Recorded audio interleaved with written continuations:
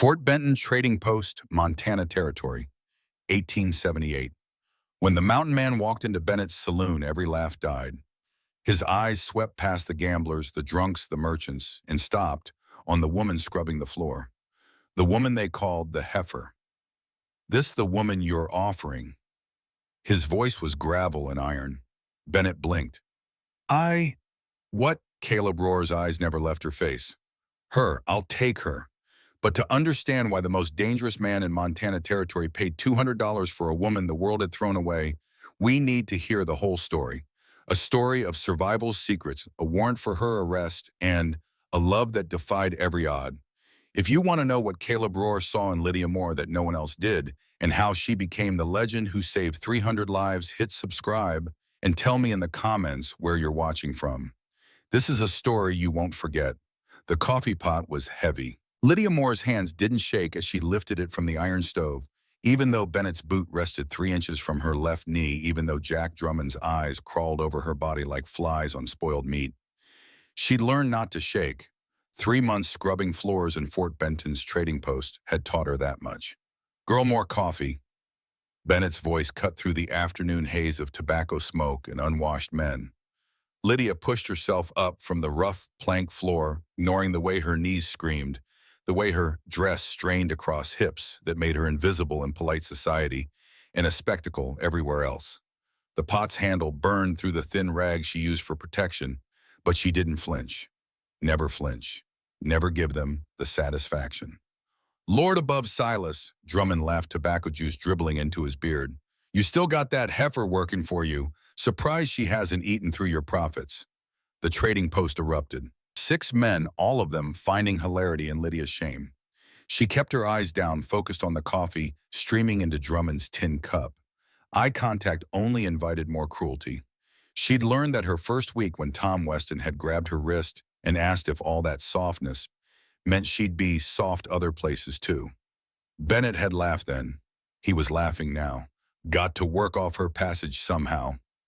Bennett wheezed, his face red with mirth. No man's going to marry that, so might as well get some labor out of her. Lydia's fingers tightened around the pot handle. The metal bit deeper into her palm, grounding her.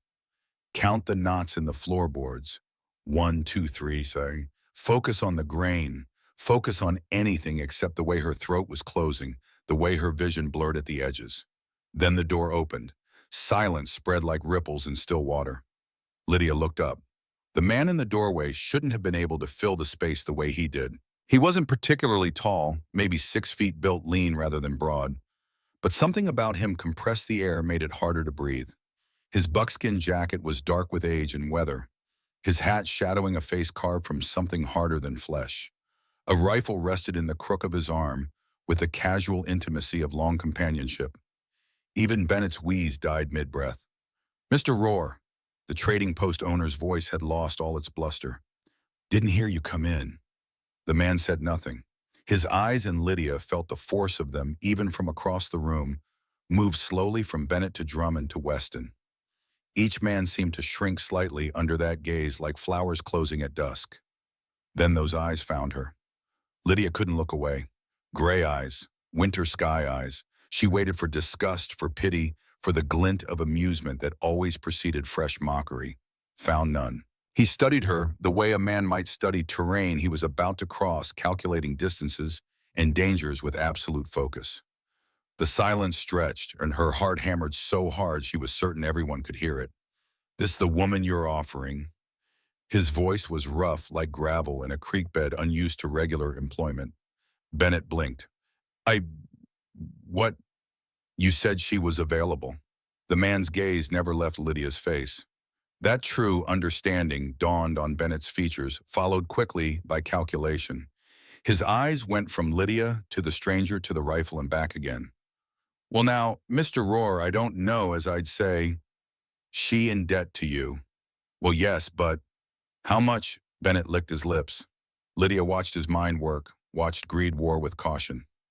$63 for passage from St. Louis, plus room and board these past months. Call it another 100, so 163 total. The number was inflated. Lydia knew it was inflated. Bennett knew she knew. But what could she do? Where could she go? She had nothing. She was nothing. The stranger reached into his jacket, produced a leather pouch. 200. Covers the debt, and then some. Lydia's breath stopped. Bennett's eyes went wide. $200 was more than he'd make off her labor in 2 years. She saw the decision form before he spoke, saw the moment greed won. I suppose that would settle accounts. Yes, sir. Bills appeared on the counter. The stranger counted them with methodical precision. Steady, unhurried, final. Each one felt like a door closing behind her or maybe opening ahead. She couldn't tell which. She got belongings. Nothing worth mentioning. Then she can write about today. The stranger's eyes returned to Lydia. You got a name? Her voice came out smaller than she wanted. Lydia Moore. He nodded once as if confirming something. I'm Caleb Rohr. I live 3 days ride north. High country. It's hard living. Cold winters, hot summers, nothing but mountains and sky. I hunt trap keep to myself. I need someone who can work. Cooking, mending, keeping a cabin. In return, you get a roof, food, and your freedom from this. He gestured vaguely at the trading post at Bennett, at the life that had been slowly killing her for 3 months. You willing? Lydia stared at him. This couldn't be real. Men like Caleb Rohr didn't choose women like her. Not for any reason that ended well. She waited for the punchline, the reveal that this was just another elaborate cruelty. But his expression remained unchanged. Patient. Waiting. She swallowed hard. I don't understand. It's simple. You work for me instead of him. I pay your debt. You come north. Yes or no? Why by? Something flickered in his eyes, not quite amusement, but close. You want a reason, or you want out of here. She looked around the trading post. At Bennett already tucking the bills into his vest pocket. At Drummond and Weston watching with expressions caught between disbelief and anticipation of how this joke would end.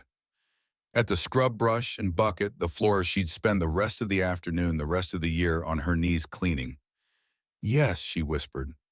Then stronger. Yes, I'll go. Rohr nodded. Get whatever you got. We leave in an hour. He turned and walked out, his boots barely making a sound on the floor Lydia had scrubbed smooth. The silence he left behind felt suffocating.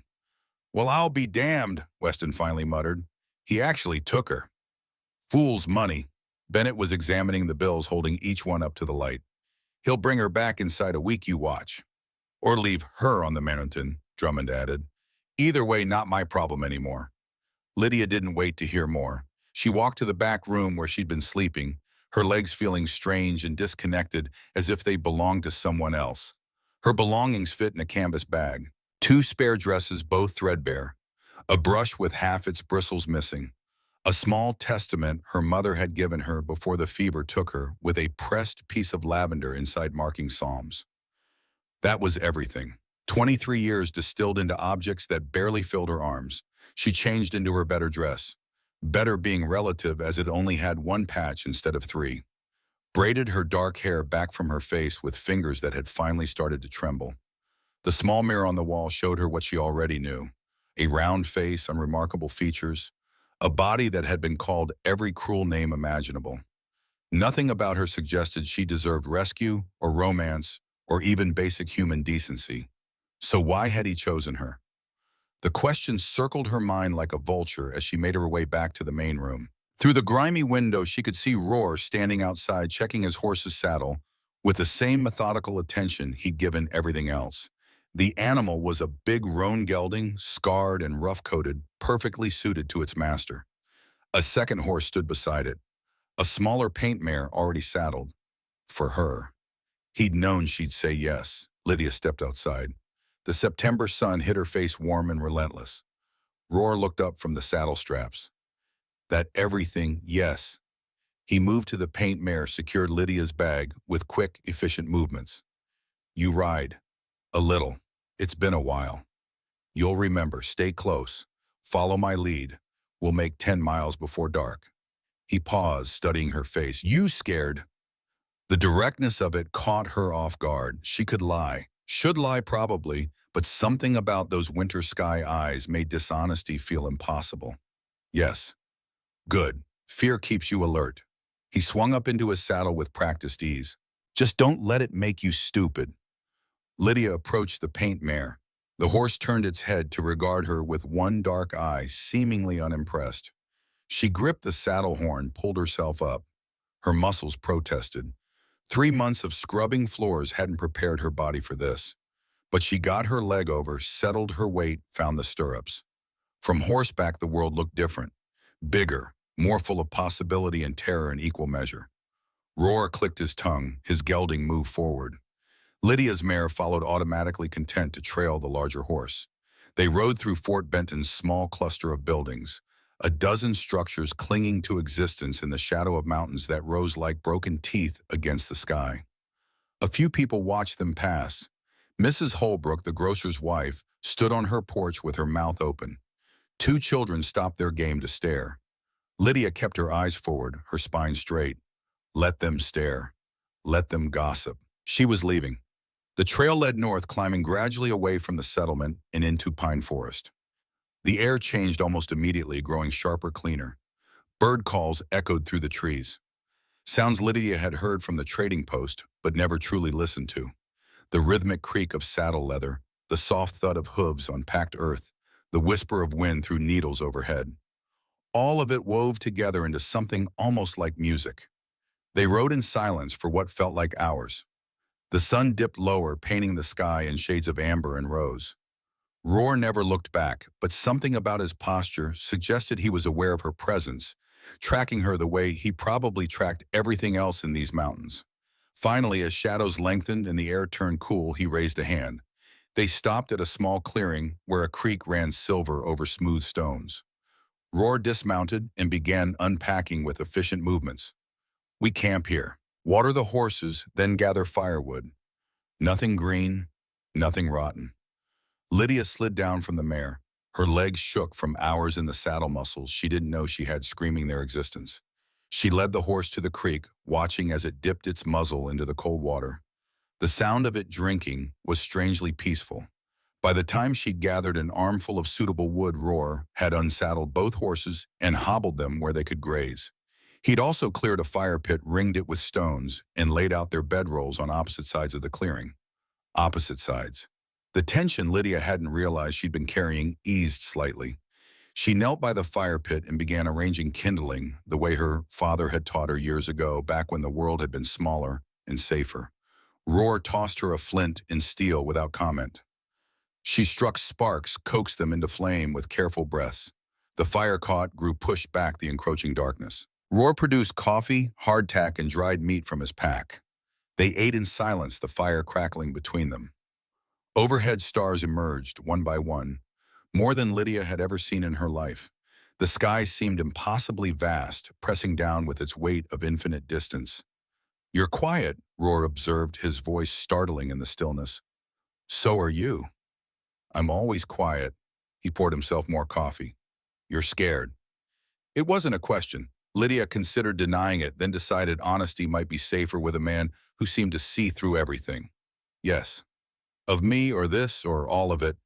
The firelight cast his face in bronze and shadow, hard planes and harder angles. But his eyes, when they met hers, held no cruelty, just that same patient calculation. "All of it," she admitted. "I don't know what I'm doing here. I don't know what you want from me. And I don't understand why you chose me when there are—" She gestured vaguely at herself. "When there are better options." Roar was quiet for a long moment.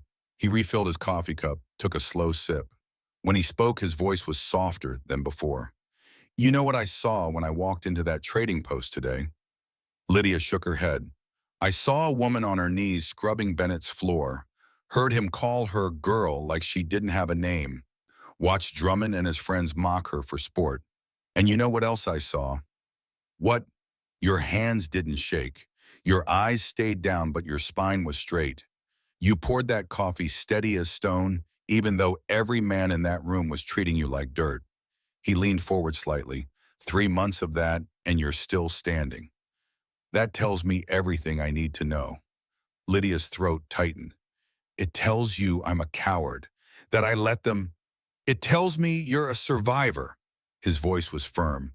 "There's a difference. A coward breaks. You bent. That takes strength most people don't have." "But why?" she had to ask, had to understand. Why pay so much for someone like me? You could have any woman in Montana Territory. Someone pretty, someone who wants things I can't give, Roar interrupted. Comfort, society, softness. He shook his head. I live alone in the mountains, Lydia. I speak maybe a dozen words a day, most of them to my horse. I don't attend church socials or town dances. I trap and hunt and survive, and that's it. Any woman who wants more than that would be miserable inside a month. And you think I won't be, I think you've already been miserable. I think you know what rock bottom looks like, and you're tired of it. He held her gaze. I'm offering you hard work isolation and a life most people would call lonely. But it's honest work, honest isolation. And you'll be your own person, not Bennett's property or anyone else's. That enough for you? The fire crackled. Somewhere in the darkness, an owl called. Lydia thought about the trading post, about Bennett's boot near her knee, and Drummond's eyes on her body, and the endless grinding humiliation of being nobody's choice, nobody's value, nobody at all. Yes, she said quietly, it's enough. Roar nodded, satisfied. Get some sleep. Tomorrow's harder. He lay down on his bedroll, pulling the rough blanket up to his chin. His rifle stayed within easy reach. Within seconds, his breathing steadied into the rhythm of sleep. Lydia lay down on her own bedroll across the fire, stared up at the stars, her mind too full for rest. She was 3 days' ride from everything she'd ever known, heading into wilderness, with a man who was barely more than a stranger. By every measure of sense and safety, she should be terrified. But lying in there under that vast Montana sky, listening to the creek and the fire and the soft sounds of horses grazing, Lydia felt something she hadn't experienced in years. Hope. The second day brought mountains. They rose gradually from the forest pine, giving way to aspen groves that shimmered gold in the morning light. The trail grew steeper, rockier. Lydia's mare picked her way with careful deliberation, and Lydia learned to trust the animal's instincts, to let the horse choose her footing. Roar remained mostly silent, but his silence felt different from Bennett's dismissive contempt or the mocking quiet of the men at the trading post. This was the silence of a man comfortable with his own company, unbothered by the need to fill space with meaningless words. When he did speak, it was to point out landmarks or useful knowledge. Yarrow. He gestured to a white-flowered plant growing beside the trail. Stops bleeding. Grows all through these mountains. Lydia dismounted to look closer, committed the serrated leaves and clustered the blooms to memory. This, she pointed to a low bush with silvery green leaves. Sagebrush. Burns hot, keeps bugs away. We'll use it for smoking meat. Knowledge delivered without judgment or expectation. Just facts offered as casually as breathing. They stopped for lunch beside a stream where the water ran so clear Lydia could count the pebbles on the bottom. Roar produced more hardtack and jerky. Not much, but enough. He ate efficiently, wasting no motion. How long have you lived in the mountains? Lydia asked, breaking the comfortable silence. 7 years. Came up in 71. Where were you before? His jaw tightened almost imperceptibly. Colorado. Tried living with people. Didn't take. There was a story there, pain beneath the words. Lydia recognized it because she carried her own. What happened? Roar was quiet for so long she thought he wouldn't answer. Then voice flat and careful. I was married once, Emily. Pretty girl, sweet, everything people said a woman should be. Except she couldn't handle the way people looked at me. Her family thought she'd married beneath her. I've never been good with words, never comfortable in crowds. She started to believe them. That I was simple, strange. One day she told me she couldn't pretend anymore, that she'd made a mistake. Lydia's chest ached. I'm sorry. Don't be. Wasn't meant to last. He stood brushing crumbs from his pants. Taught me that love is a trap. The moment you let someone in, they find your weaknesses and use them to break you. Better to be alone and whole than together and destroyed. He walked to the horses, checking their tack with those same methodical movements. Conversation over. But Lydia understood something now. Caleb Roar hadn't chosen her because he wanted a wife. He'd chosen her because he wanted help. An employee, someone who wouldn't ask for more than he could give. The realization should have disappointed her. Instead, it felt like clarity, honesty. He wasn't promising romance or rescue, Just work and survival and mutual respect. That was more than she'd had in 3 months, more than she'd had most of her life. They mounted up and continued north. The third day's ride brought them into high country. Meadows stretched between steep mountainsides, wildflowers blooming in defiant purple and gold, despite the approaching autumn. The air thinned, Lydia's lungs burned with the effort of breathing, but she didn't complain. Around midday, Roar crested a ridge and stopped, held up a hand. There, Lydia urged her mare forward until she drew level with his gelding. The valley below took her breath away. A meadow ran like a green river between steep mountainsides, a creek threading silver through its center. At the meadow's far end, tucked against the tree line, stood a cabin. Smoke rose from its chimney in a thin, welcoming line. Home, Roar said simply. They descended into the valley as the sun touched the western peaks. Up close, the cabin revealed itself as solid and well-made. Logs chinked tight against weather. A good roof. Real windows with actual glass. A lean-to stable stood to one side, ready for the horses. The whole place had the feel of something built to last, to withstand whatever the mountains could throw at it. Roar dismounted and began unsaddling the horses. Lydia followed suit, her hands remembering the routine they'd established over 3 days. As she worked, she noticed details. A vegetable garden weeded and thriving. Firewood stacked neatly, each piece split with precision. A workbench with tools arranged just so. This wasn't a rough camp or a temporary shelter. This was a life carved out of wilderness with deliberate care.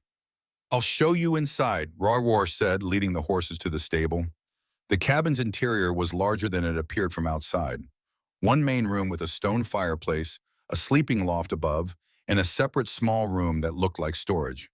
The furniture was simple but well-crafted. A table, 2 chairs, a rocking chair near the hearth. Shelves held supplies, tools, and surprisingly books. The floor was clean swept wood. The walls decorated with nothing except a few sets of antlers and a bearskin that made Lydia's eyes widen. "That's the bedroom," Roar pointed to the loft. "You'll sleep up there. I'll take the floor down here until we figure things out." "Until we figure things out," Lydia echoed. He looked at her steadily. "I brought you here as help.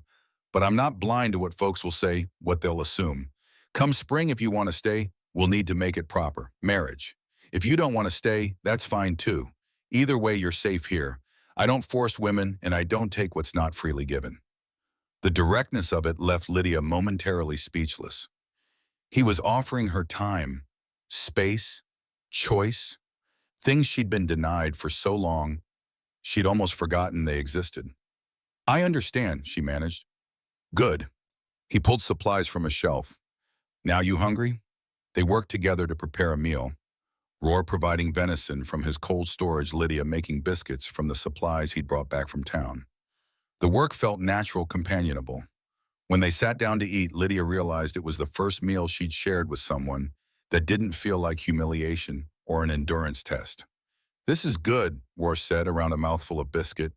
Coming from him, the simple praise felt like a symphony. After dinner, as Lydia washed dishes in water heated over the fire, Roar sat in the rocking chair and pulled out a whetstone. The rhythmic sound of blade against stone filled the cabin, oddly soothing. "Can I ask you something?" Lydia ventured. "You can ask." "Why do you live up here alone?" The scraping paused, then resumed. "Tried living with people. Didn't take. Too much noise, too many lies, too much cruelty dressed up as civilization. Up here, things are honest. A storm's just a storm. A wolf's just a wolf. Nothing pretends to be what it's not." "Don't you get lonely?" He tested the blade's edge with his thumb. "Sometimes, but lonely is better than surrounded by people who make you feel worse about yourself. That kind of loneliness kills slower, but just as sure." Lydia dried the last plate. His words resonated in her chest like struck bells. "Yes," she said quietly. "It does." They locked eyes across the cabin. In that moment, something passed between them. Recognition, perhaps? The acknowledgement that they were both fugitives from a world that had found them wanting, that they'd both chosen exile over the slow death of belonging nowhere. Roar looked away first. "Best get some sleep. Tomorrow I'll show you around proper. Teach you the routines. Days start early up here." Lydia climbed the ladder to the loft. The bed was simple. A frame with rope supports a corn husk mattress, clean blankets that smelled of cedar and sunshine. She lay down, her body aching from days of riding. Through the loft's small window, she could see stars. The same stars that had watched her journey north, the same stars that had hung over the trading post and her humiliation. But here they looked different, closer perhaps. Or maybe she was just finally far enough from the world's cruelty to see them clearly. Below, Roar's breathing settled into sleep's steady rhythm. Lydia closed her eyes. For the first time in 3 months, maybe 3 years, she felt something almost like peace. Tomorrow would bring its own challenges. She knew that. Learning to survive in these mountains, earning her place, figuring out whether she could truly build a life in this beautiful, brutal wilderness. But tonight she was safe. She was warm. She was free. And Caleb Roar, the man nobody understood, had chosen her. The woman nobody wanted. In the darkness, Lydia smiled. Morning arrived with the sound of an axe splitting wood. Sharp, rhythmic cracks that pulled Lydia from sleep like a hand shaking her shoulder. She opened her eyes to unfamiliar rafters, disoriented for a moment before memory settled. The mountains. The cabin. Caleb Roar. She sat up, her body protesting after days of riding, and peered through the loft window. Dawn painted the valley in shades of rose and gold, the peaks catching fire with early light. Below, the axe fell silent. Lydia descended the ladder quickly, suddenly self-conscious about sleeping, while Roar had already begun his day. She found him stacking split wood beside the cabin, his shirt already dark with sweat despite the morning's chill. "Coffee's hot," he said without looking up. "Biscuits in the pan, if you're hungry." "Thank you, I should have been up earlier." "You were tired, no shame in that." He buried the axe in the chopping block with a solid thunk. "Eat, then I'll show you around. Lot to learn if you're staying the winter." The casual assumption that she would stay sent a flutter through Lydia's chest. She poured coffee from the pot on the stove, strong enough to strip paint exactly how her father had always made it. Ate, standing by the window, watching as Roar disappeared into the stable. When he emerged, he was carrying 2 wooden buckets. "Creek's that way." He nodded toward the silver thread of water visible through the trees. "We need 4 buckets a day minimum. Drinking, cooking, washing. More if we're doing laundry or bathing. Paths worn clear, but watch your footing. Rocks get slippery." Lydia took the buckets and followed the path. The morning air bit at her exposed skin, sharp and clean. The creek ran fast and cold, tumbling over smooth stones worn round by centuries of current. She filled both buckets and straightened. The walk back to the cabin took twice as long. Water sloshed over the rim, soaking her skirt. Her arms trembled by the time she reached the door. Roar glanced at the half-empty buckets. "You'll build strength. Takes time." He pointed to a large barrel by the door. "Pour them in there. We keep 3 days' worth stored in case the creek freezes or we get snowed in." "How often does that happen?" "Often enough." He picked up a rifle from where it leaned against the cabin wall. "Come on, I'll show you the rest." They walked the perimeter of the clearing, Roar pointing out landmarks and explaining routines with methodical precision. The garden needed weeding daily. The chickens, 5 hens in a sturdy coop behind the cabin, needed feeding twice a day, and their eggs collected each morning.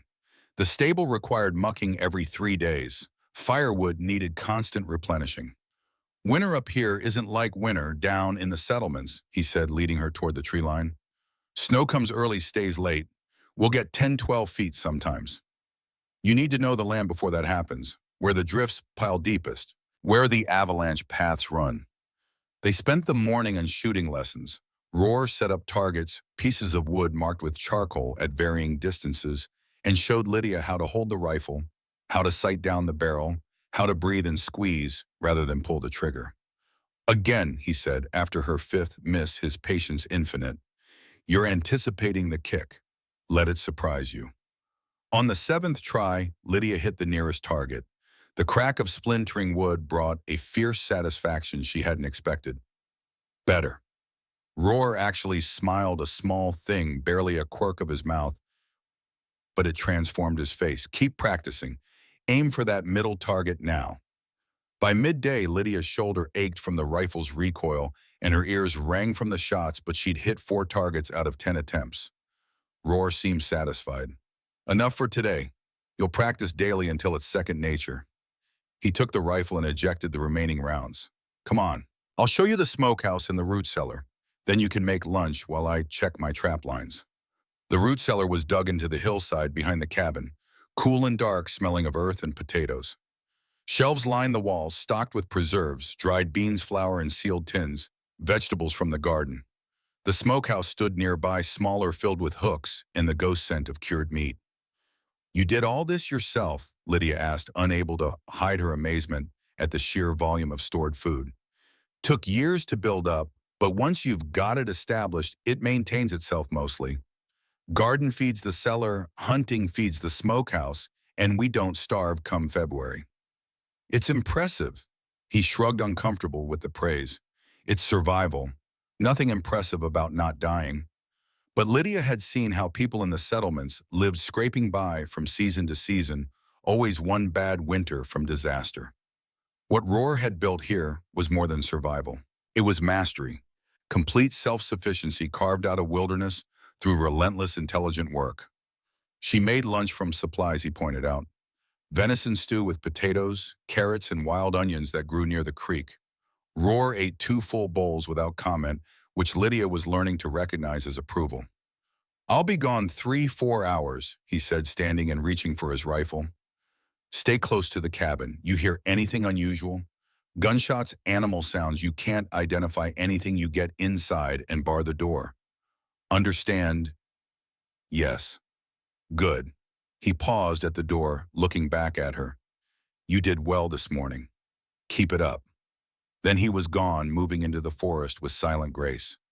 Lydia stood in the empty cabin, the silence pressed around her. She could hear the clock on the mantel ticking, the crackle of the fire, her own breathing. Nothing else. No voices, no footsteps, no constant presence of other people crowding her awareness. She should feel afraid, she thought. Alone in the wilderness, miles from any help, with only rudimentary skills and a man she barely knew as protection. Instead, she felt light. She spent the afternoon exploring this new freedom. Weeded the garden, her hands learning the difference between vegetable and weed. Collected eggs from the chickens who eyed her with suspicious wariness but didn't peck.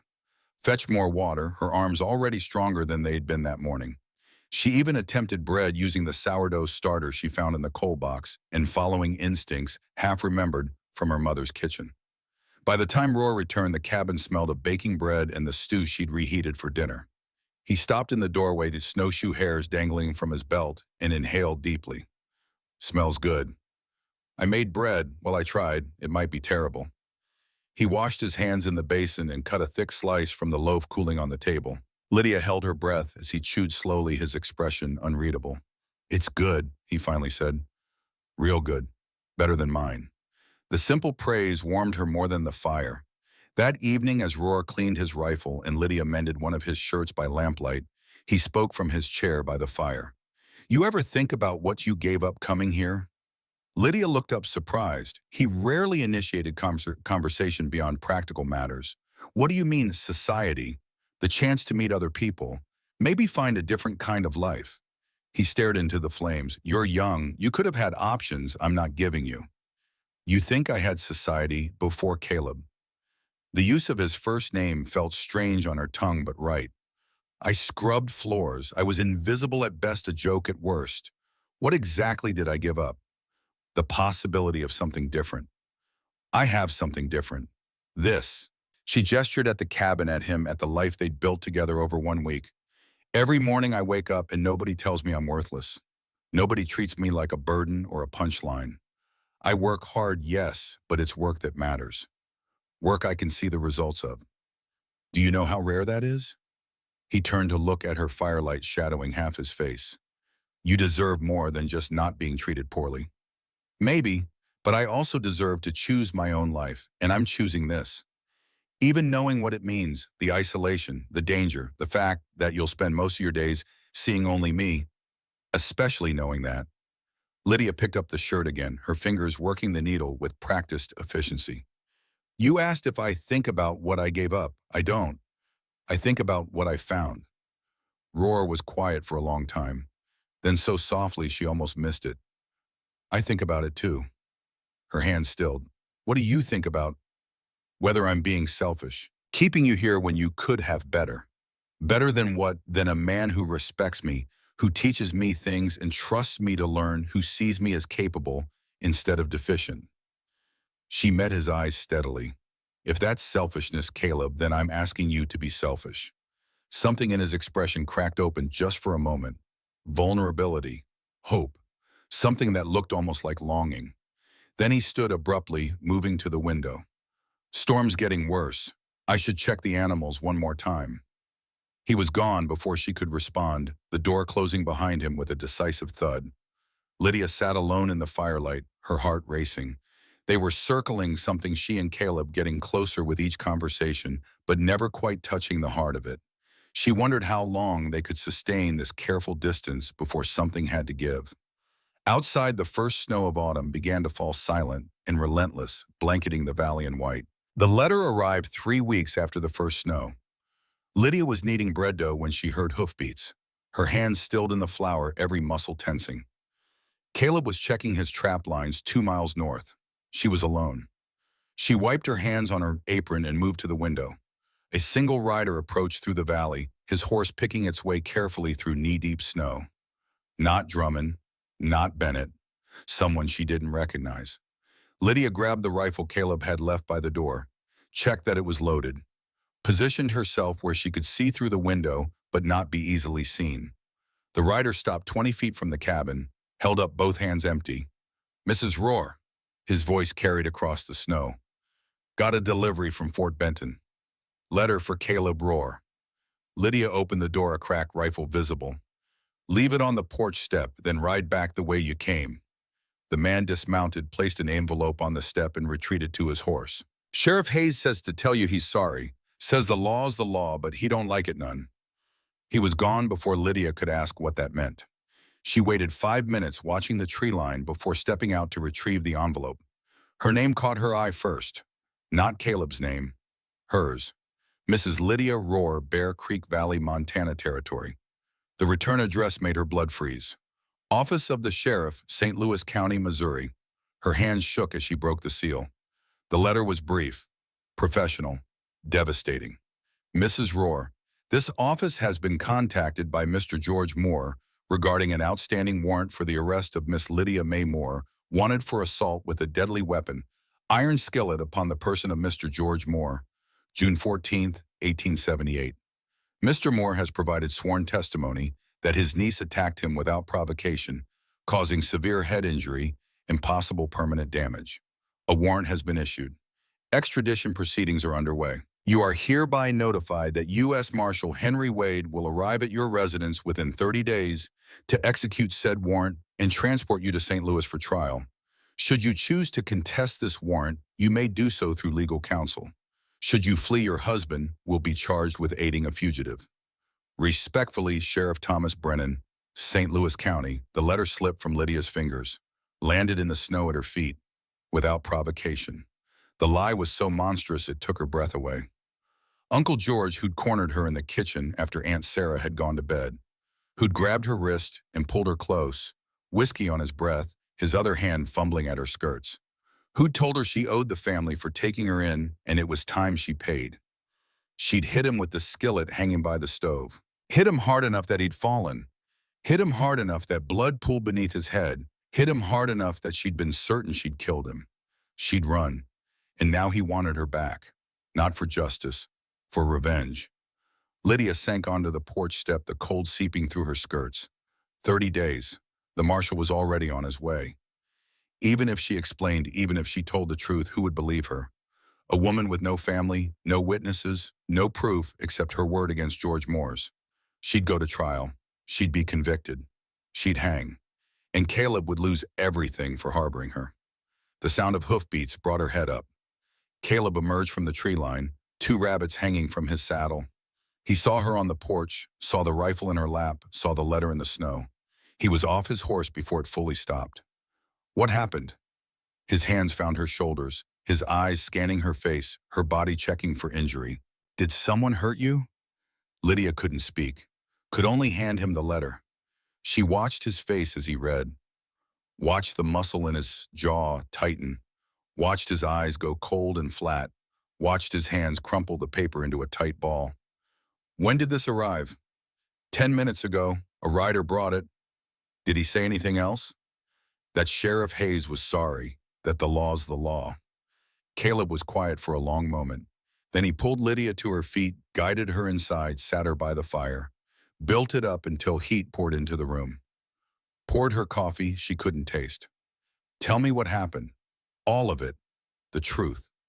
So Lydia told him about Uncle George in the kitchen and the skillet and the blood, about running terrified, certain she was a murderer, about the 3 months in Fort Benton working for Bennett, praying her past would never catch up. When she finished, Caleb's face was carved from stone. He tried to rape you. Yes. And you defended yourself. Yes. Then this warrant is a lie. Self-defense isn't assault. But how do I prove that? Lydia's voice cracked. It's my word against his. He's a man, a property owner, a respected member of the community. I'm nobody. A woman who ran, who hid, who looks guilty just by existing. Caleb knelt in front of her, taking her hands. Listen to me. You're not going back to St. Louis. You're not standing trial for defending yourself. And I'm not letting some marshal drag you away in chains. Caleb, if you interfere, they'll arrest you too. They'll take your land, your freedom, everything you've built. I don't care. I care. Lydia pulled her hands free. I won't let you destroy your life for me. Not when there's another option. His eyes narrowed. What option? I run, now, today. I disappear into the mountains, head to Canada or California, somewhere they can't find me. You tell the marshal I left that you had no idea about the warrant. You're innocent. You keep your land. No. Caleb. No. He stood pace to the window. Snow fell outside, thick and relentless. You think I bought your freedom from Bennett just to watch you run again? You think I brought you here, taught you to shoot, shared my home just to let you disappear into winter mountains with no supplies and no chance? Then what do? He turned back to her. We prepare. We have 30 days. Maybe the marshal gets delayed by snow. Maybe we get lucky. But either way, when he comes, we're ready. Ready for what? To fight legally first. But if the law won't protect you, his hand moved to the rifle by the door. Then I will. You can't shoot a U.S. Marshal. Watch me. The certainty in his voice should have frightened her. Instead, it felt like armor, like someone finally standing between her and the world's cruelty. But the cost, the terrible, inevitable cost. I can't let you do this, Lydia whispered. Caleb crossed to her, cupped her face in his rough hands. You don't get to decide what I risk. I chose you, Lydia. Not as property, not as help, but as a person worth protecting. And I don't abandon what's mine. I'm not yours. Aren't you? His eyes searched hers. These past weeks working together, eating together, building something together. You think that means nothing to me? You think I just hand you over? Lydia's breath caught. Caleb, come spring I was going to ask you properly, down on one knee, ring in hand, all of it. But I'm asking now, marry me. Not because of the warrant, not because you need protection.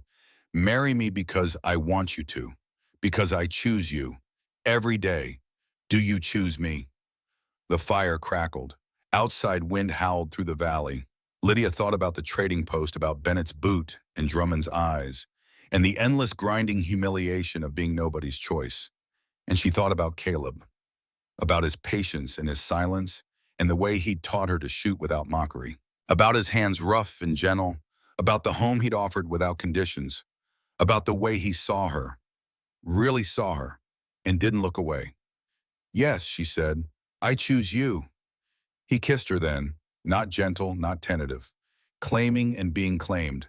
She fisted her hands in his shirt, pulled him closer, tasted coffee and determination and something that felt dangerously like hope. When they broke apart, both breathing hard, Caleb rested his forehead against hers. We'll figure this out, he said, together. I promise. But even as Lydia nodded, even as she let herself believe, she couldn't shake the feeling that promises made in winter were fragile things, easily broken by the cold. 5 days later, Sarah Connolly arrived at the valley, barely conscious, bleeding through her coat. Lydia saw her first, was hauling water from the creek when she heard hoofbeats labored and uneven. Looked up to see Sarah slumped over her horse's neck, one hand pressed to her side, the other tangled in the mare's mane. Caleb? Lydia dropped the buckets, ran. Caleb, help. He was out of the stable in seconds. Together they eased Sarah from the saddle. The older woman's face was gray, her breathing shallow. Blood darkened the snow where she'd dismounted. They carried her inside, laid her on Caleb's bedroll by the fire. Lydia stripped away Sarah's coat, her shirt, found the wound, a bullet hole low on the left side still bleeding. Who did this? Caleb's voice was cold fury. Sarah's eyes fluttered open. Claim jumpers. 3 men. Tried to take my land. I fought. They shot me. Her hand found Lydia's. One of them. He said, Bennett sends his regards. Lydia and Caleb locked eyes. How long ago? Caleb was already moving, grabbing his rifle, checking ammunition. Yesterday. Rode all night to get here. I need to go for the doctor. Fort Benton's 3 hours there, 3 back. He looked at Lydia. Can you keep her stable? Lydia looked at the wound, at the blood still seeping despite the pressure she was applying, at Sarah's gray face and fluttering pulse. 3 hours there, 3 hours back. Sarah would bleed out in 2. The truth settled over her like a heavy coat. She won't make it that long. Then what? Lydia met his eyes. I can get the bullet out. Silence. The fire crackled. Sarah's breathing rattled. You sure? Caleb's voice was careful, controlled. No, she wasn't sure. She'd never done this before. But her mother had taught her the basics. How to clean a wound, how to stitch flesh, how to stop bleeding. And once, when Gardia was 16, she'd watched her mother extract a fish hook from a neighbor boy's hand. Same principle. Foreign object embedded in flesh. Remove it, close the wound, pray. No, Lydia admitted, but it's this or she dies, so I'm sure enough. Caleb studied her face for 3 long seconds, then nodded. Tell me what you need. They worked together. Caleb boiled water, gathered clean cloths, laid out Lydia's sewing kit, gave Sarah whiskey to drink, whiskey to bite down on, held the older woman's shoulders while Lydia washed her hands, steadied her breathing, and picked up the knife. The blade was thin, sharp. Caleb had honed it that morning for skinning rabbits. Now Lydia used it to cut into Sarah's flesh. Blood welled. Sarah screamed into the leather strap between her teeth.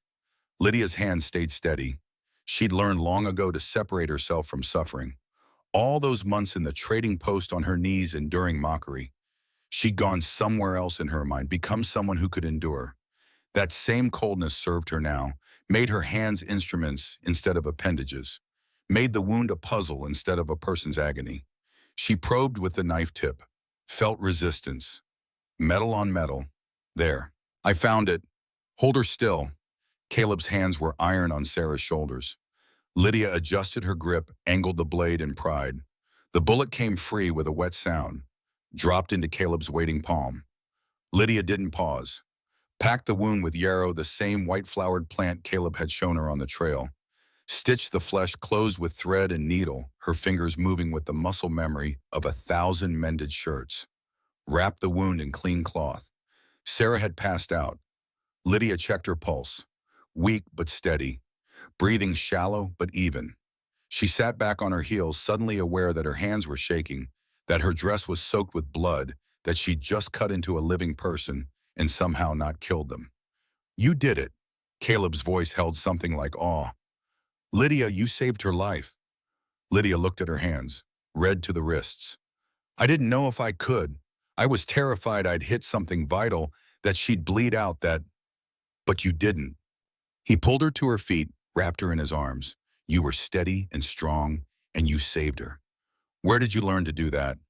And so, standing in a Montana cabin with Sarah Connolly unconscious at their feet, Lydia told Caleb about her mother, about Margaret Moore, who'd been a midwife in their small Missouri town, who'd taught Lydia to read bodies the way other children read books, who'd shown her which herbs stopped bleeding, which brought down fever, which eased pain.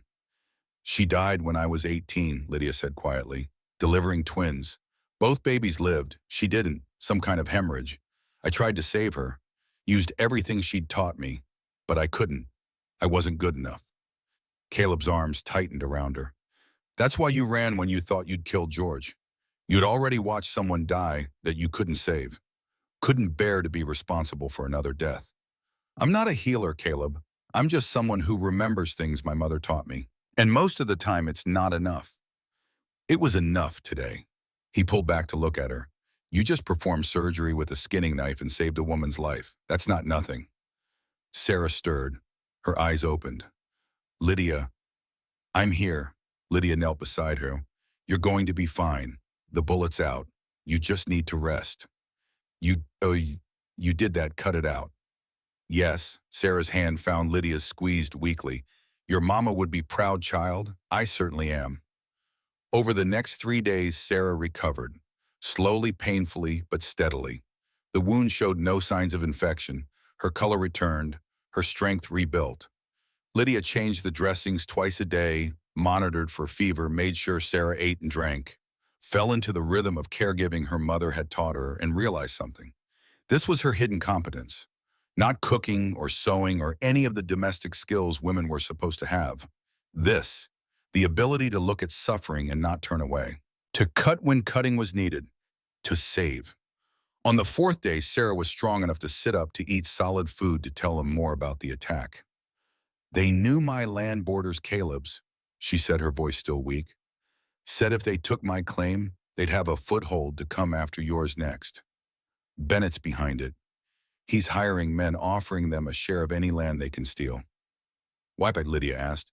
What does he gain? Revenge. Sarah's eyes were hard. You embarrassed him, both of you. Caleb paid good money for you, treated you like a person instead of property. Made Bennett look like the cruel bastard he is. Now he wants to hurt you both. Take your land, take your freedom, take everything. Caleb stood at the window staring out at the snow. How many men has he hired? I counted 6 besides Drummond, maybe more. Against 2 people. Lydia's voice was flat. 3. Sarah's hand went to the rifle beside her bedroll. I owe you my life. I'll fight beside you when they come. You're still healing. I can pull a trigger. That's all that matters. Caleb turned from the window. His face was set, determined. They'll come in spring. Wait for the snow to melt, for the passes to clear. Gives us time to prepare. Reinforce the cabin's stockpile, ammunition, plan, defenses. And the warrant? Lydia asked quietly. The marshal. We'll deal with that when it comes, one threat at a time. But Lydia heard what he didn't say, that they were trapped, boxed in by winter and law and men who wanted to destroy them, that every choice led to loss. Stay and face the marshal, lose her freedom, run and abandon Caleb, lose him, fight Bennett's men, lose their lives. There was no good option, only different flavors of defeat. That night, after Sarah had fallen asleep by the fire, Caleb and Lydia climbed to the loft. The first time they'd shared the space since she'd arrived. He sat on the edge of the bed, elbows on his knees, head in his hands. I'm sorry, he said quietly. For what?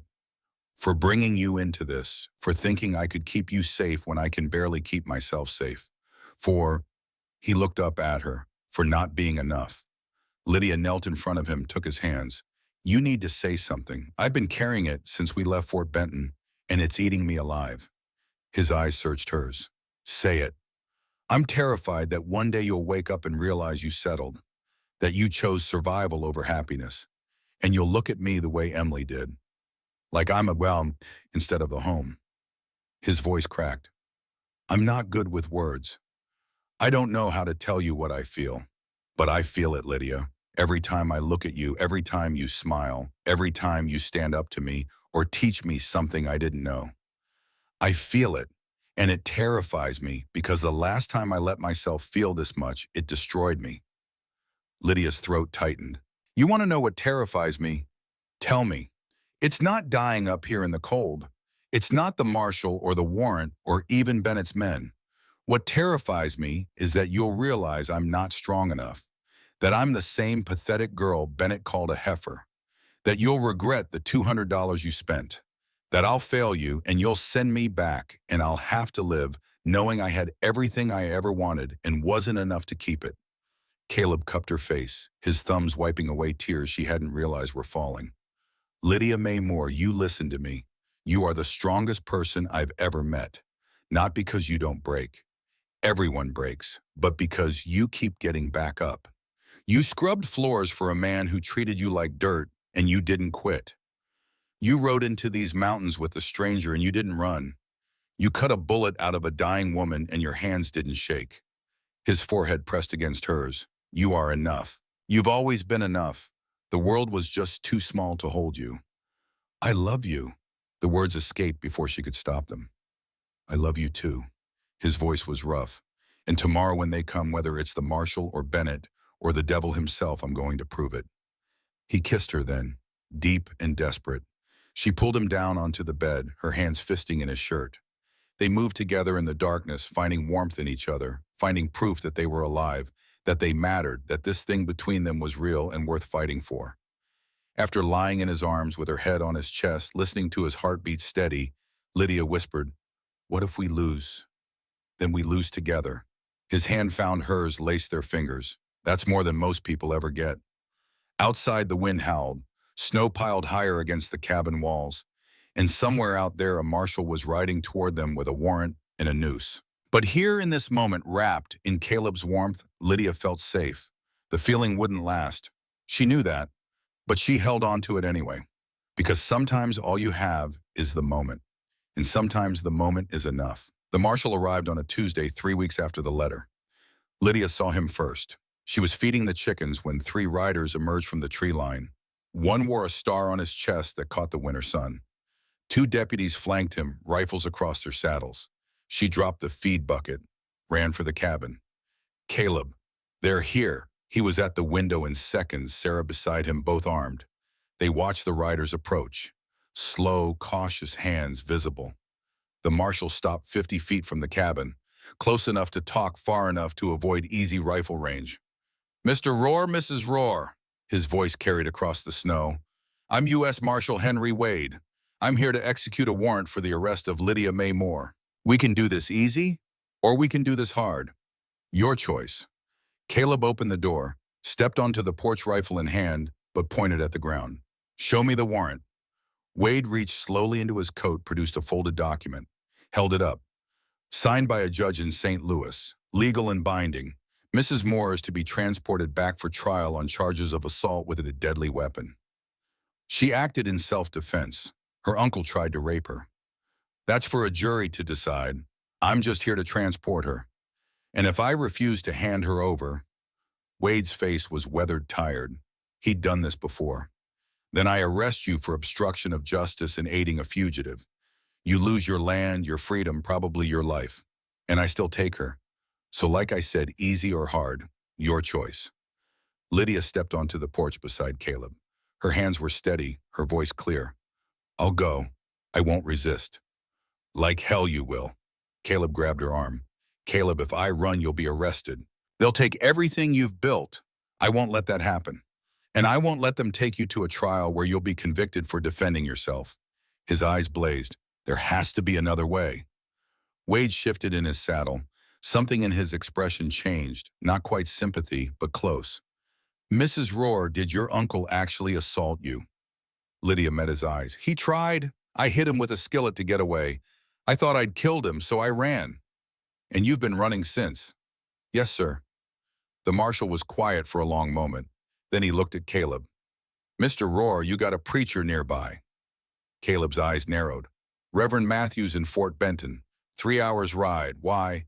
"Because the warrant is for Lydia May Moore, spinster." Wade's voice was careful, deliberate. "If she gets married today, right now, her legal name changes. Lydia Rohr isn't wanted for anything." The words hung in the cold air. "Are you..." Caleb started. "I'm not saying anything." Wade's face was neutral.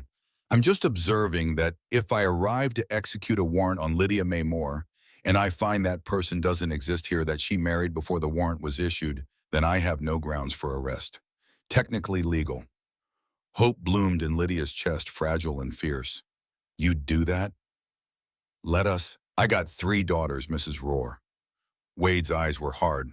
"If any man tried what George Moore tried, I'd hope they'd have the courage to fight back. Law ain't always justice. Sometimes you have to work around it." He pulled a watch from his pocket. "It's 10 o'clock. I'll wait here exactly 2 hours. After that, I execute the warrant on whoever's still single. Clock's ticking." Caleb was moving before Wade finished speaking. "Sarah, your license to perform marriage is right." Sarah Connolly smiled, sharp and fierce despite her bandaged side. "That I am." "Then let's make this official." Caleb turned to Lydia. "Not the wedding I planned. No flowers, no dress, no time to do it right. But Lydia kissed him, hard and quick. It's perfect. Because it's real. Because we're choosing each other when it matters most. That's all I need. They gathered in the cabin. Sarah stood before the fire Bible in hand despite her obvious pain. Caleb and Lydia faced each other, hands joined. The two deputies stood witness to their faces carefully neutral. Dearly beloved, Sarah began, her voice strong despite her injury. We are gathered here in the sight of God and these witnesses to join this man and this woman in holy matrimony. The words washed over Lydia like warm water. She barely heard them. All she could see was Caleb's face, the way he looked at her, like she was the only thing in the world that mattered. Do you, Caleb James Rohr, take this woman to be your lawfully wedded wife, to have and to hold from this day forward, for better or worse, for richer or poorer, in sickness and in health, till death do you part? I do. His voice was steady. I take you as my wife, Lydia, not because a marshal says so, but because I choose you. Today, tomorrow, always. Sarah turned to Lydia. And do you, Lydia May Moore, take this man to be your lawfully wedded husband? Lydia's eyes burned. I do. I take you as my husband, Caleb, not to escape the law, but because you're my home. Wherever you are, that's where I belong. Then by the power vested in me by Montana Territory, I now pronounce you husband and wife. Sarah smiled. You may kiss your bride. Caleb kissed her, gentle this time, reverent, like a promise carved in stone. When they broke apart, Sarah handed them a certificate. Signed, dated, legal, Lydia May Rohr, as of 10:43, December 3rd, 1878. And they stepped onto the porch. Marshal Wade checked his watch. 1 hour, 58 minutes, cutting it close. He examined the certificate carefully. This appears to be in order. Mrs. Rohr, the warrant I have is for Lydia May Moore. Since you're now Lydia May Rohr, and this marriage predates my arrival, I have no grounds to arrest you. Relief flooded through Lydia so intensely her knees went weak. Caleb's arm around her waist kept her upright. Thank you, Marshal. Wade tipped his hat. Don't thank me. Thank your husband for thinking fast in a legal system with loopholes big enough to drive a wagon through. He turned his horse. One more thing. George Moore's lawyer will likely challenge this. Claim the marriage was fraudulent, done to avoid arrest. You'll need proof it was genuine. Witnesses who can testify you were courting before the warrant. We have witnesses, Caleb said. Whole town of Fort Benton saw us together. Then I suggest you make yourself visible. Show that this marriage is real. Wade gathered his reins. Good luck to you both. You'll need it. He rode away, his deputies following. They disappeared into the pines and the valley was quiet again. Lydia turned to Caleb. We're married. We are. I thought I'd hang. I know. He pulled her close. But you're safe now. You're mine legally and completely, and no one can take you away. Sarah cleared her throat from the doorway. Hate to interrupt the newlyweds, but we still have a problem. The warrant might be settled, but Bennett's not going to stop. If anything, this will make him angrier. She was right. Lydia could feel it, the weight of trouble not yet arrived. Bennett would hear about the marriage, would know his leverage had evaporated, would come at them another way. Let him come, Caleb said quietly. We'll be ready. But that night, lying beside her husband for the first time as his legal wife, Lydia couldn't shake the feeling that they'd won a battle, but not the war. And the worst was yet to come. The worst came 3 weeks later, on a moonless night when the temperature dropped so low that breath froze in the air. Lydia woke to the smell of smoke. Not wood smoke from their fireplace. Something else. Something wrong. She sat up. Caleb was already moving, pulling on boots, grabbing his rifle. Stay here, bar the door behind me. What's happening? Fire, southeast corner of the clearing. He was out before she could protest. Lydia ran to the window, saw flames licking at the woodshed, orange and hungry against the black night. Saw shadows moving beyond the firelight. Men, at least 4 of them. Her blood turned to ice. She grabbed her rifle, checked the load, and positioned herself at the loft window. Best vantage point, 360-degree coverage. Below, Caleb's voice cut through the night. Show yourselves. A figure stepped into the firelight. Jack Drummond, grinning like a wolf. Vinning, or thought you might like some company on this cold night. Get off my land. Can't do that. See, Mr. Bennett sent us with a message. He's willing to forget everything, the marriage, the embarrassment, all of it. All you got to do is sign over your land deed and ride out. Leave the woman. He's got plans for her. Lydia's stomach turned. Caleb's voice was cold death. Tell Bennett if he wants my land, he can come take it himself, but he'll have to go through me first. That can be arranged. Drummond whistled. 3 more men emerged from the darkness. Pike Weston and a 4th Lydia didn't recognize. All armed. We got you surrounded, Roar. 4 to 1, maybe 5 to 1 if we count the woman, but I don't imagine she's much good in a fight. Lydia sighted down her rifle barrel. Drummond's head center mass. Her finger found the trigger. Last chance, Drummond called. Sign the deed or we burn you out. Caleb's answer was to raise his rifle. Drummond dove for cover. His men scattered. Gunfire erupted. Lydia pulled the trigger. Her bullet took Drummond's hat off his head, sent it spinning into the snow. He yelped, scrambled behind a tree. There's your answer.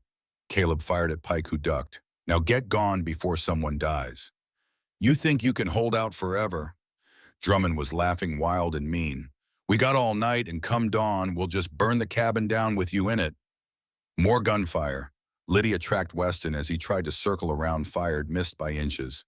He retreated. She racked another round. For 20 minutes they traded shots. Lydia's shoulder ached from the recoil. Her ears rang. Smoke from the burning woodshed filled the clearing, making it hard to see, hard to breathe. Then she heard hoofbeats. More riders approaching. Her heart sank. Reinforcements. They were finished. But the voice that cut through the gunfire wasn't Bennett's. Marshal Wade, everyone drop your weapons. Drummond froze. Pike and Weston exchanged panicked looks. Wade rode into the clearing, flanked by Sheriff Hayes from Fort Benton and 3 deputies. They had rifles trained on Drummond's men. What's the meaning of this? Wade's voice was granite. We were just, Drummond started. Arson, attempted murder, trespassing with intent to harm. Wade dismounted. I got eyes, Drummond. Saw the whole thing from the ridge. Sheriff, arrest these men. Hayes and his deputies moved in. Within minutes, Drummond and his men were disarmed, hands bound. Wade approached the cabin. Mr. Roar, Mrs. Roar, you all right? Caleb lowered his rifle. We're fine. What are you doing here? Got word in Fort Benton that Bennett was hiring men to harass homesteaders. Thought I'd ride up, see if you folks needed help. He looked at the burning woodshed, at the bullet holes in the cabin walls, at Drummond, cursing as Hayes tied his hands. Looks like I was right. We're grateful, Marshal. Don't be grateful yet. Wade's face was grim. This was just the opening move. Bennett's not done. He'll hire more men, come at you another way. You need to be ready. We will be. Wade nodded, started to leave, then turned back. One more thing. That marriage of yours. Make sure it looks real. Go to church, attend socials, let people see you together.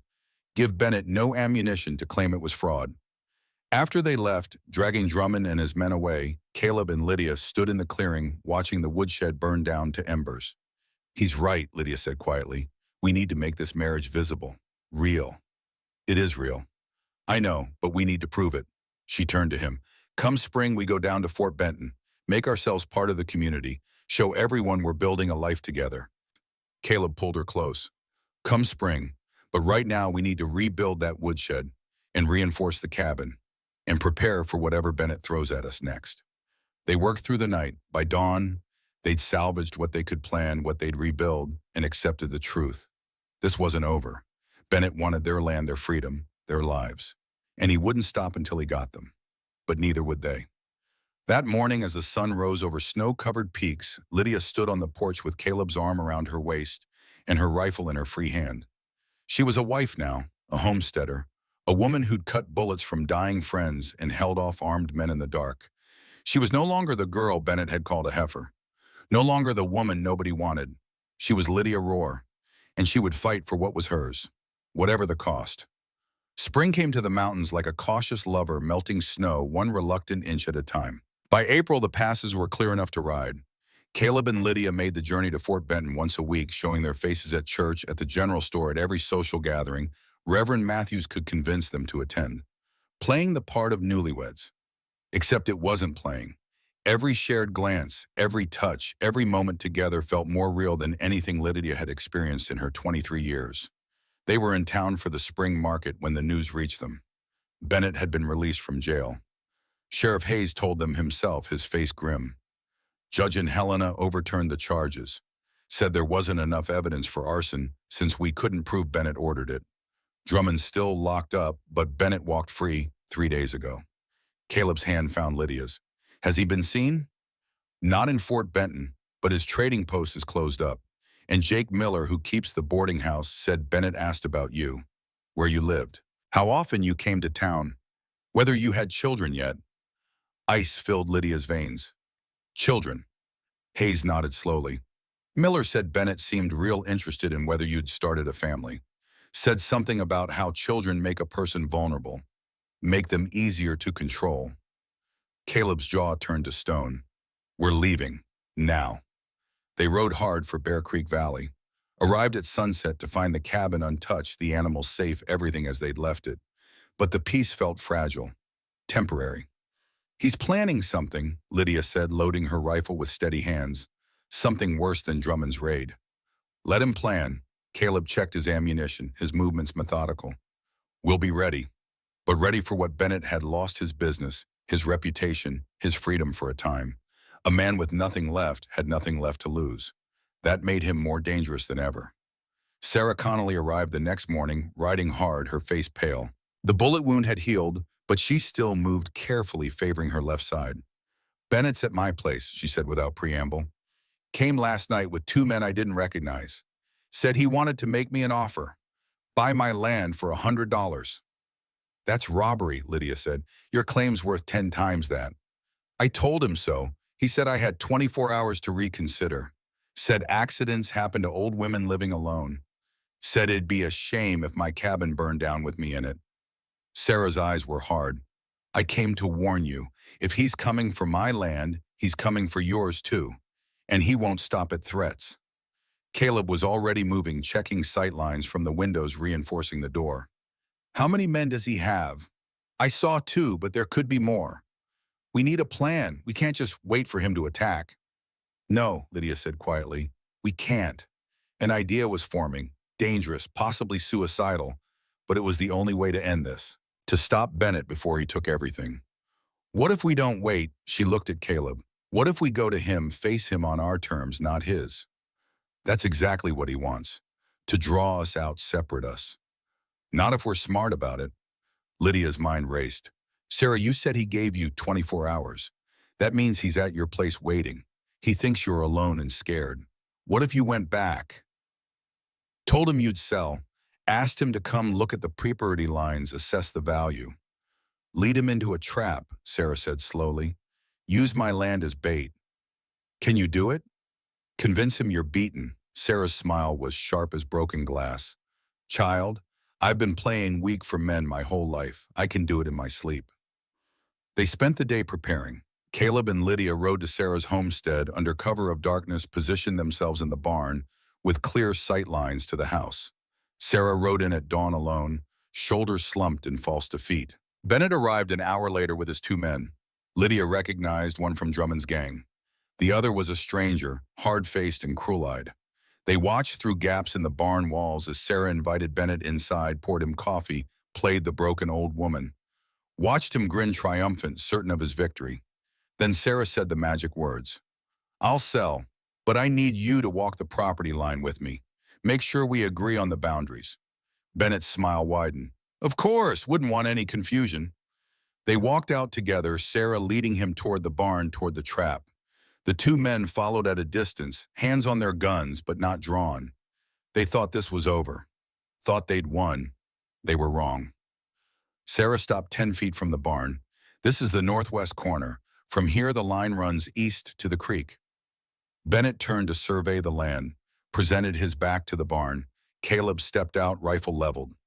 Don't move. Bennett froze. His men reached for their guns. Lydia appeared from the other side, her rifle trained on the nearest man. Hands where I can see them. Now. For 3 long seconds, nobody moved. Then one of Bennett's men made the mistake of drawing.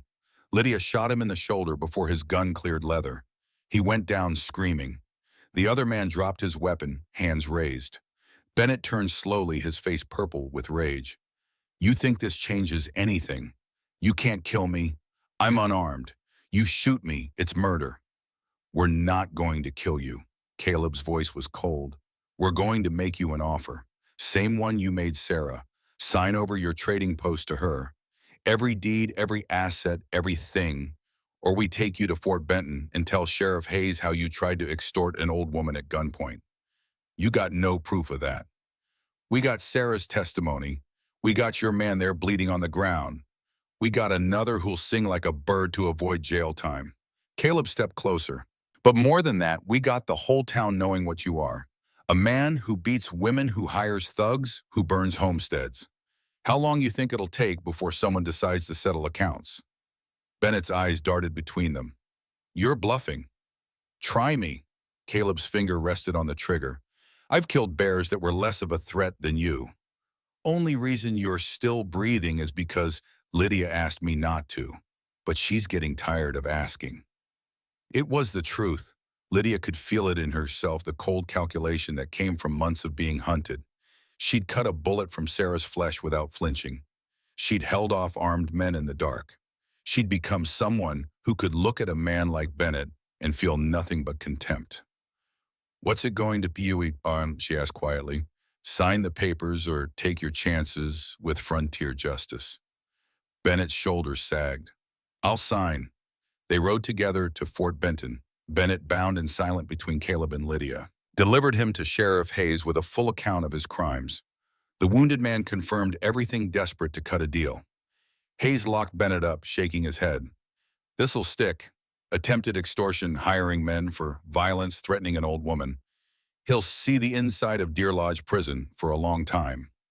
How long? Lydia asked. 10 years minimum. Maybe more if the judge is having a bad day. 10 years. Long enough for them to build a life. Long enough to stop looking over their shoulders. Bennett was led away in chains, cursing them with every step. Lydia watched him go and felt something loosen in her chest. Not quite peace, but close. They transferred Bennett's trading post to Sarah that afternoon. She stood in the sheriff's office, holding the deed tears running down her weathered face. I can't accept this. It's too much. You earned it, Caleb said simply. He shot you, threatened you. This is justice. Besides, Lydia added, you're going to need the income to run that mentorship program we've been planning. Sarah's eyes widened. What program? The one where you help women like me. Women who come west with nothing but hope and debt. Women who need someone to teach them they're worth more than the world says. Lydia took Sarah's hands. You saved my life when Caleb brought me here. You gave me a second chance. Now we give that to others. Sarah pulled them both into a fierce embrace. You two are going to change this territory. I can feel it. That night, lying in the boarding house bed with Caleb's arm around her, Lydia whispered into the darkness. It's really over, isn't it? Bennett's gone. The warrant's settled. We're safe. We're safe. Caleb's hand found hers, laced their fingers together. And we're building something. Not just surviving, actually building. What do you want to build? He was quiet for a long moment. A family. Children who grow up knowing they're loved. A ranch that lasts beyond us. A legacy that means something. Lydia turned to face him. I want that too. All of it. With you. He kissed her, then soft and sure. Then let's start building. 3 months later, Lydia discovered she was pregnant. Grace Elizabeth Rohr was born on a summer evening in 1879, entering the world with a cry that echoed through Bear Creek Valley like a promise. Lydia labored for 14 hours, Caleb beside her, the whole time his hand crushed in hers. Sarah delivered the baby with steady hands and fierce joy, placing the tiny red-faced infant on Lydia's chest. A girl, Sarah announced, perfect and healthy and loud as thunder. Caleb stared at his daughter with an expression of such pure wonder that Lydia started crying all over again. He reached out with one rough finger to touch Grace's impossibly small hand. The baby's fingers wrapped around his, gripping tight. Hello, little one, he whispered. I'm your papa, and I promise you I'm going to keep you safe. You and your mama. Always. Grace became the center of their world. Caleb built her a cradle from pine he'd cut himself, sanded until it was smooth as glass. Lydia sewed tiny dresses and blankets, each stitch a prayer for her daughter's future. Sarah visited weekly teaching Lydia the rhythms of motherhood, the balance of work and rest, and constant vigilance that came with a baby in the wilderness. The community embraced them. Women from Fort Benton brought gifts, casseroles, hand-me-down clothes. Men stopped by to admire the baby, to offer Caleb cigars and congratulations. Reverend Matthews baptized Grace in the creek. The whole valley gathered to witness. Lydia stood on the bank holding her daughter and realized something profound. She belonged here, not as Bennett's property or Caleb's wife or even Grace's mother, but as herself, Lydia Rohr.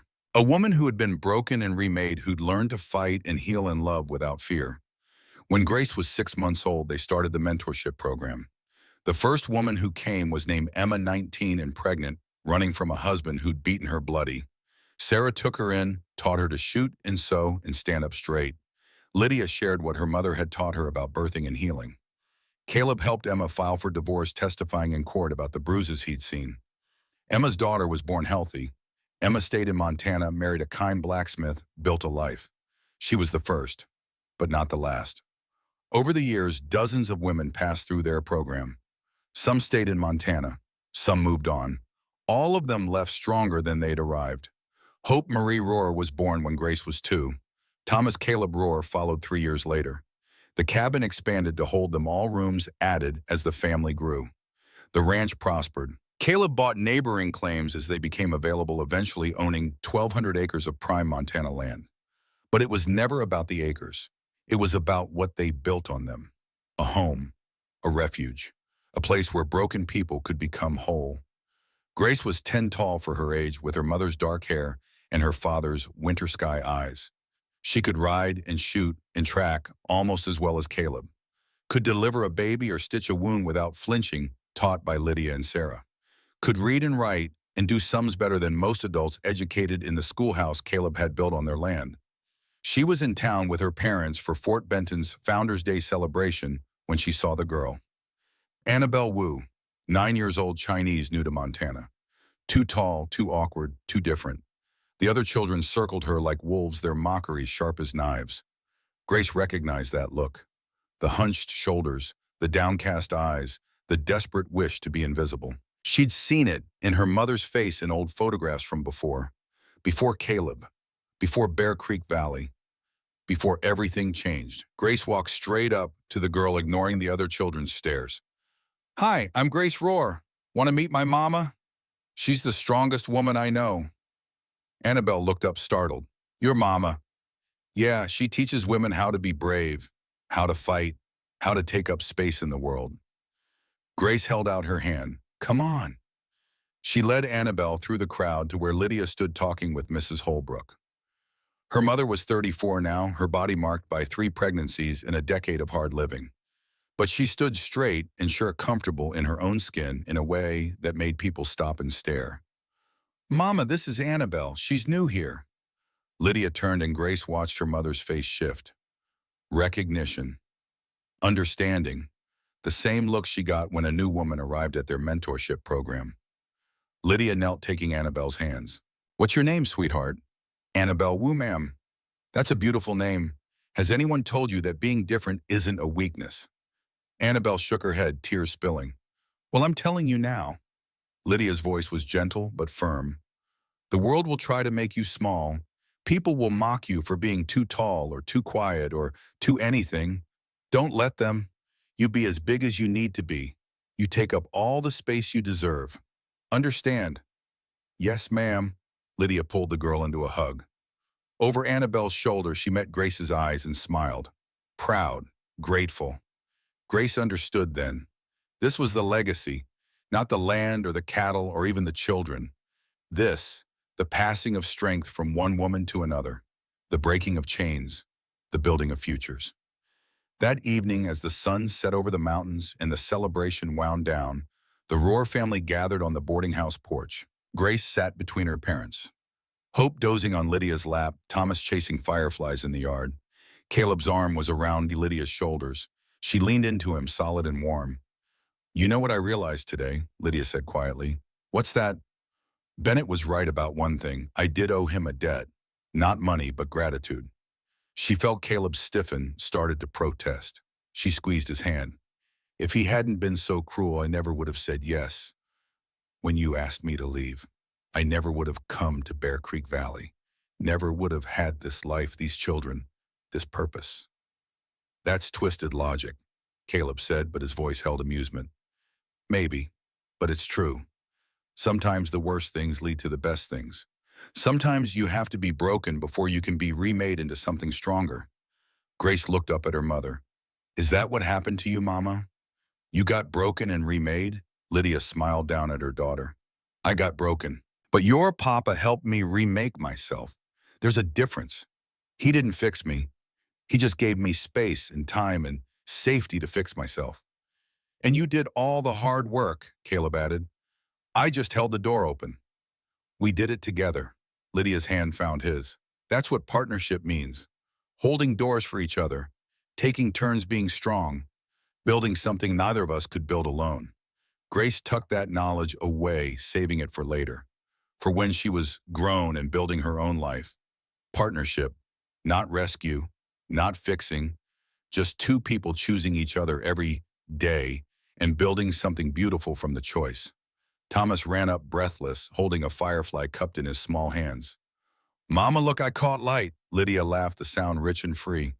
So you did, my love. So you did. They sat together as darkness fell, watching stars emerge one by one over the Montana sky.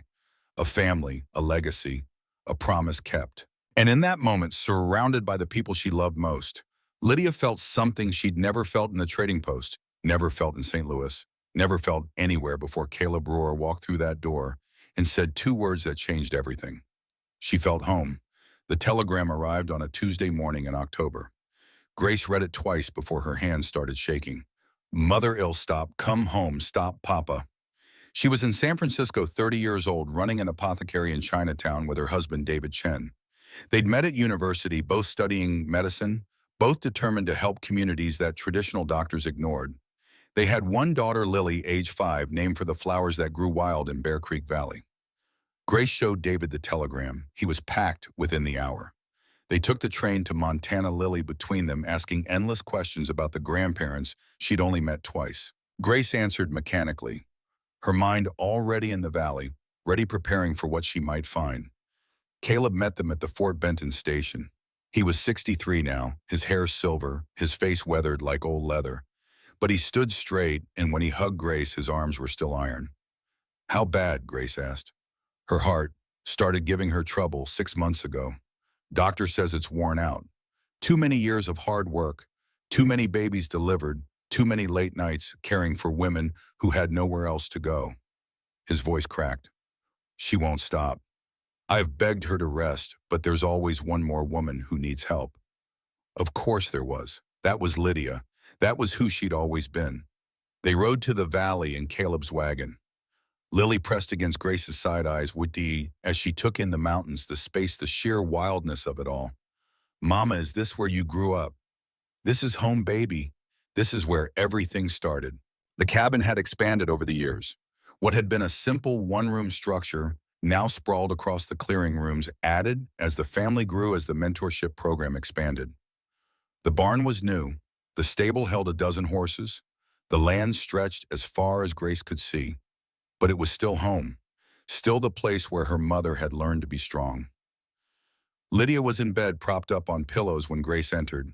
She looked small, fragile in a way that made Grace's chest ache. But her eyes were bright, and when she saw her daughter, she smiled. Gracie, you came. Of course I came, Mama. Grace sat on the edge of the bed, took her mother's hand. The skin was thin as paper, marked with age spots and scars from a lifetime of work. How are you feeling? Tired but happy. Your papa told you. About your heart, yes. Not that, Lydia's smile widened. About the baby. Grace's eyes widened. Mama, you're 54. You can't. Not me, Emma. Remember Emma, the first woman we helped, her daughter Sarah is pregnant. Having twins. High risk. The doctor in Fort Benton won't take her because she's not married. So she's here, and I'm going to deliver those babies if it's the last thing I do. Mama, don't. Lydia squeezed Grace's hand. Don't tell me to rest. Don't tell me to let someone else handle it. This is what I do. This is who I am. I've spent 30 years helping women like me. Women nobody wanted. Women the world tried to break. I'm not stopping now. Grace looked at her mother, saw the determination, the fire that had never dimmed, and understood. Then let me help. I'm a trained physician. Between the two of us, we'll keep Sarah and those babies safe. Lydia's eyes filled with tears. You'd do that. Stay here, help me. Mama, I'm your daughter. This is what you taught me. To help, to heal, to stand between vulnerable people in the world that wants to hurt them. Grace leaned forward, kissed her mother's forehead. I'll stay as long as you need me. Sarah went into labor 3 days later. A hard labor complicated exactly as dangerous as they'd feared. But Grace and Lydia worked together, mother and daughter, old knowledge and new science combining into something powerful. The first baby came after 12 hours, a girl small but healthy. The second followed 20 minutes later, a boy even smaller, struggling to breathe. Grace cleared his airway, stimulated his lungs, willing him to live. Beside her, Lydia coached Sarah through the aftermath, checking for hemorrhage, monitoring vitals. The baby gasped, cried, lived. Sarah sobbed with relief, cradling her twins. Thank you. Thank you both. Lydia collapsed back against the pillows Caleb had propped behind her. Her face was gray, her breathing labored, but she was smiling. We did it, she whispered. Grace, we saved them. We did, Mama, we did. That night, after Sarah and the babies were settled, after David had taken Lily to bed in one of the guest rooms, Grace sat with her parents by the fire. Caleb held Lydia's hand, his thumb tracing circles on her palm. The gesture was so familiar, so full of decades of love, that Grace had to look away. Tell me a story, Lydia said softly. Tell me how we got here. So Caleb did. He told her about the trading post, about the day he walked in and saw her on her knees scrubbing Bennett's floor, about how her hands hadn't shaken, about how her spine had stayed straight even when the world was crushing her. I knew right then, he said, you were the one. Not because you were perfect, because you were strong, because you kept standing when everyone else would have broken. I was terrified, Lydia admitted. Thought you were too good to be true. Thought you'd realize what a mistake you'd made and send me back. Never, Caleb's voice was fierce even now. You were never a mistake. You were the best choice I ever made. Lydia smiled, her eyes drifting closed. I love you, Caleb Roar. Still my first choice. And you're mine. Always. Grace watched them, these two people who'd built a life from nothing, who'd turned pain into purpose, who'd created a legacy that would outlast them both. She understood now. This was what love looked like. Not rescue, not fixing, just two broken people choosing each other every day and building something beautiful from the choice.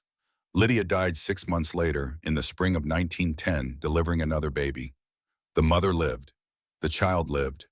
But Lydia's worn-out heart finally gave its last beat. Caleb held her as she went, whispering words only she could hear. Grace stood at the door, giving them privacy, tears streaming down her face. Her mother's last words were, we built something good, didn't we? And Caleb's answer, the best, the very best.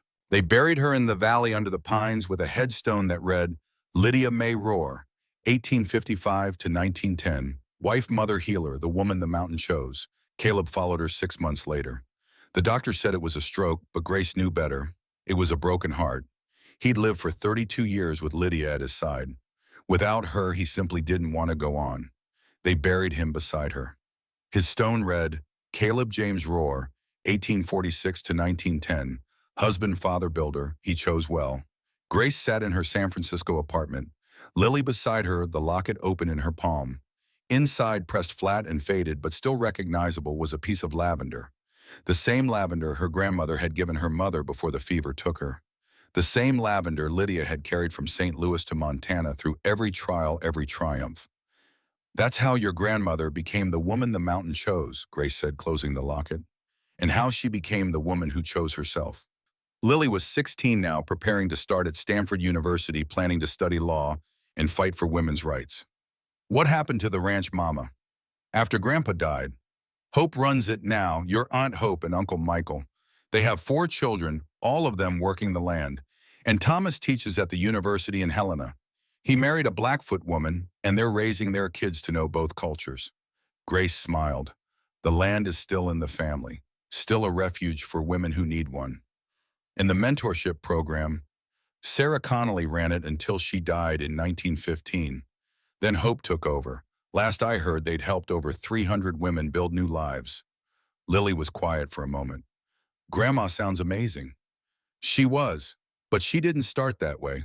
She started broken, beaten down, convinced she was worthless. Grace looked at her daughter. The world tried to destroy her, but she refused to stay destroyed. She found someone who saw her worth, and she built a life that mattered. Grandpa Caleb. Yes, but more than that, she found herself. Caleb just held the door open while she walked through. Lily took the locket, held it up to the light. I want to be like her, strong like that. Grace pulled her daughter close. You already are, baby. You already are. Outside San Francisco bustled with life. Cars honked. People shouted. The modern world rushed forward, leaving the frontier behind. But in a valley in Montana under the pines, two headstones stood side by side. And every spring, wildflowers grew around them, purple and gold, defiant and beautiful. The land that Caleb built still stood. The legacy that Lydia created still thrived. And the story of how a man walked into a trading post and chose the woman nobody wanted became the story that Grace would tell her grandchildren, and they would tell theirs. Because some stories don't end when the people in them die. Some stories become legends, become truths that outlast stone. And the truth was this: Lydia Moore came west broken and afraid. But she left this world as Lydia Roar, beloved, respected, chosen. Not by the world, but by herself. And that made all the difference.